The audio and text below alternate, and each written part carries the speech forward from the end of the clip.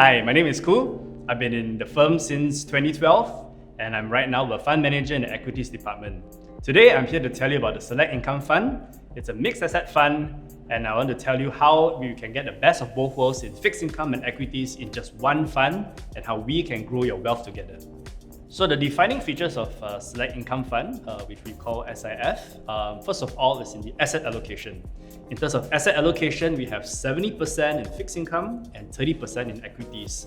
So what you are looking for when you buy this fund is you want a big chunk of it in stable income generating bonds, and then on top of this, we top it up with equities that will give you a booster for returns. In terms of the investment process, as a fund manager and an equity fund manager, how we look at the funds that we look at is we put it in three buckets. So the first bucket of stocks that we look at is actually defensive stocks. The second would be secular growth stocks, and the third would be cyclical stocks. So how we approach these three buckets would depend on our macroeconomic outlook. So if we think that the macroeconomic outlook will be better or worse, we will adjust accordingly to these three buckets. And most importantly, for all the stocks that we select, we want to make sure they are liquid stocks so that we can easily buy and sell as and when we have a change in the view of the market or the stock. So the main criteria that we look at is first the three buckets, which is defensive, secular growth, and cyclical. So for defensive stocks, the first thing that we look at is predictability of cash flow as well as the balance sheet about the gearing. And the kind of stocks that fall into defensive stocks are normally like REITs and utilities, where we can see forward quite ahead in terms of the stability of cash flows and profits. As for secular growth stocks, we want stocks that normally have something that has a long thematic growth for it. So this could be either in the form of a very strong brand, a dominant market position, or a deep technological expertise. And for the third stocks, in terms of the category, would be cyclical stocks. This one will be how well managed is the company and how sensitive is the company's earnings to the current economic cycle that it's going through. So how we manage volatility. First of all, I have to hand it to my fixed income colleagues because 70% of the fund is in fixed income. So over there in fixed income, it is already rather stable.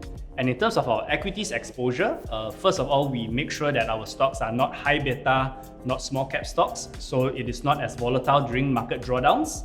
And thirdly, we make within our equity portfolio, we make sure that we have a good buffer of defensive stocks that can ride through whatever economic volatility there may be. So the investment opportunities that we see for Select Income Fund moving forward is actually in the three R's. So the first R is reopening. As COVID cases start to drop, vaccinations increase, people be more confident, people like you and me will be willing to go out shopping, take public transport. And in this reopening theme, we like two stocks. The first one is called MTR. MTR operates a train network in Hong Kong and they're a property developer. And as people start to take the train again in Hong Kong and traffic starts to return, MTR will benefit in terms of their profits as well as cash flows, which will eventually help their dividends. The next R that we like is recovery.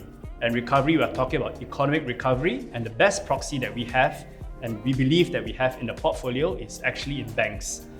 Banks, we like it for three reasons. Number one, we believe that non-performing loans will start to decrease.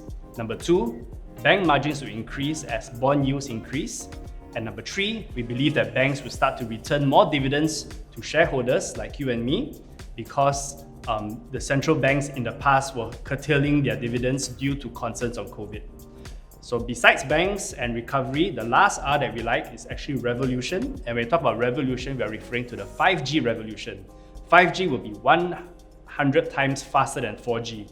And with 5G, there'll be more demand for chips. There'll be more chips in your phone, chips in your cars, chips in your laptops. And the best chip maker that we believe out there will be TSMC, which is Taiwan Semiconductor Manufacturing.